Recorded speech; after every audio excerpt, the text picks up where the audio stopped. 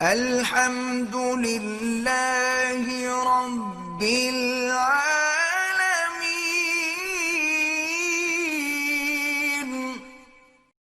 جب گوروں کے، میں کسی ملک کا نام نہیں لیتا جان کر، جب گوروں کے ہاں یہ قانون بنا کہ ماں اپنے پیٹ میں بچے کو ضائع کر سکتی ہے تو اس قانون پہ ان کے ہاں بہت ڈیبیٹ ہوئی، بحث ہوئی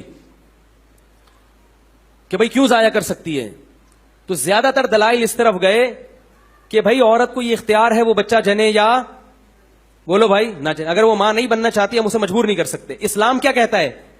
حمل کو ضائع بولو بھائی نہیں کر، وہ بھی انسان ہے، اسے بھی دنیا میں آنے کا، جب تک حمل ٹھہرا نہیں ہے تو وہ تو نہیں ہے۔ جب ایک سلیکشن ہو گئی قدرت کی طرف سے، اللہ کی طرف سے ایک انتظام ہو گیا، اور خاص طور پہ جب بچے میں جان پڑ گئی، ہارٹ بیٹ شروع ہو گئی اس کی، اب اسلام کیا کہتا ہے؟ اس کو آپ ضائع، وہ اللہ کی مخلوق ہے، آپ کی اولاد بعد میں ہے، اللہ کی مخلوق پہلے ہے۔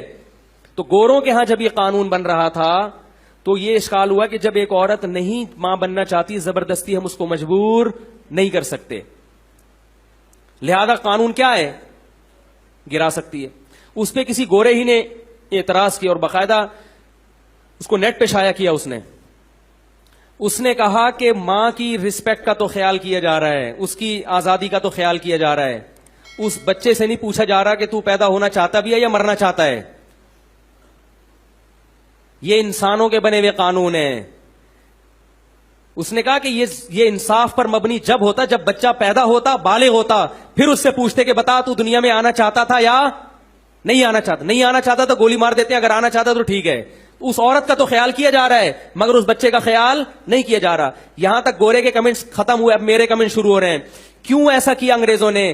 اس لیے کہ عدالت میں عورت تو آواز اٹھانے والی ہے اس قانون کے خلاف، اس لیے گوروں نے یہ تو دیکھا کہ ہم اگر عورتوں کو حمل گرانے کی اجازت نہیں دیں گی، عورت عدالت جائے گی، مگر جو ماں کے پیٹ میں بچہ ہے وہ چونکہ نہ احتجاج کر سکتا ہے نہ عدالت کا دروازہ کھٹکھٹا سکتا ہے، لہذا قانون بناتے ہوئے اس بچے کی رعایت نہیں کی جا رہی۔ یہی فرق ہے اسلام میں اور انسانوں کے بنائے ہوئے قوانین میں۔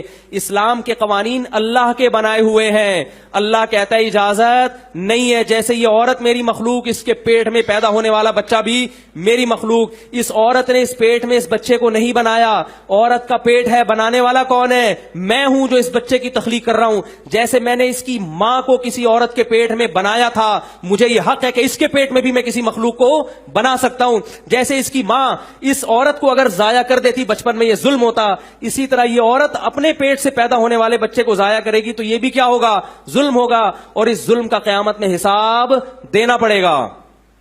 تو اگر آپ قیامت کے قائل نہیں ہیں، جنت جہنم کے قائل نہیں ہیں، پھر میرے بھائی اللہ پہ بہت بڑا اعتراض ہے کہ اللہ تو نے کائنات کو بنا دیا، انڈیا میں کروڑوں بیٹیاں پیدا ہونے سے پہلے ماں کے پیٹ میں ماری جاتی ہیں کہ ان کو جہیز کہاں سے دیں گے ہم۔ کروڑوں بیٹیاں، یہ انہی کے اخباروں کی رپورٹ ہے، کروڑوں لڑکیاں ماری جا چکی ہیں ماں کے پیٹ میں، تبھی انڈیا میں عورتوں کی نسل کم ہو رہی ہے اور مردوں کا ریشو بہت تیزی سے بڑھ رہا ہے۔ چائنا میں بھی ایسا ہو رہا ہے، انڈیا میں بھی۔ کوئی عدالت میں آواز اٹھانے والا نہیں ہے، حکومت قانون بناتی بھی ہے تو کوئی پوچھنے والا نہیں ہے، اور جو حکومت قانون بنا رہی ہے وہ خود اپنی بیویوں کو کہہ رہا ہے، جو حاکم ہے نا وہ کہہ رہا ہوتا ہے کہ جا کے گرا دے، کہ میں کہاں سے جہیز دوں گا۔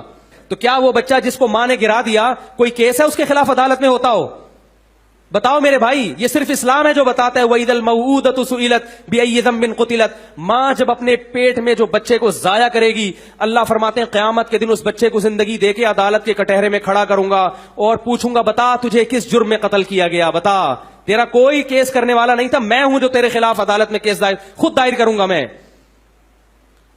دنیا صرف ان لوگوں کو جانتی ہے جو زیادہ مشہور ہوتے ہیں، کیا کیا کہاں کہاں ظلم ہو رہا ہے یہ لوگ نہیں جانتے۔ تو میرے بھائی اس لیے اسلام کے علاوہ اللہ کو کوئی مذہب قابل